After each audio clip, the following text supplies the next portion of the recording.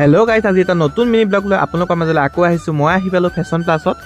ভালে খবৰ? ভাল ভাল। তোমাৰ ভালনে? ভাল ভাল। নতুন কালেকশ্যন কি কি আহিছে দেখাওকচোন। আহিছে নতুন মাল আৰু আহিবলগীয়া বহুতখিনি আছে মানে। সোমাব বিহু আহিছে যে। ইয়াতে যিহেতুকে অনলি জেন্টছৰ কাপোৰ পোৱা যায় আৰু দাদাই বহুত ভাল ভাল কালেকশ্যন ইয়াতে ৰাখে। আৰু মই যিহেতুকে কাইলৈ নেপাল গৈ আছোঁ, সেইবাবে ভাবিলোঁ এযোৰ কাপোৰকে লৈ যাওঁ দাদাৰ পৰা। সেইবাবে আহি পালোঁ মই বিশ্বনাথ চাৰিআলিতে থকা ফেশ্বন প্লাছ। আৰু ইয়াতে বহুত ভাল ভাল কাপোৰ কম দামতে পোৱা যায়। আৰু আপুনিও যদি কম দামতে মন পচন্দৰ কাপোৰ ল'ব বিচাৰে তেনেহ'লে ইয়ালৈ আহিব পাৰে। আৰু যদি ভিডিঅ'টো আপোনালোকৰ ভাল লাগিছে, like comment and share and subscribe কৰিব। এতিয়া মই অনলাইন পে'টো কৰি দিওঁ, আপোনালোকে ভিডিঅ'টো চাই থাকক।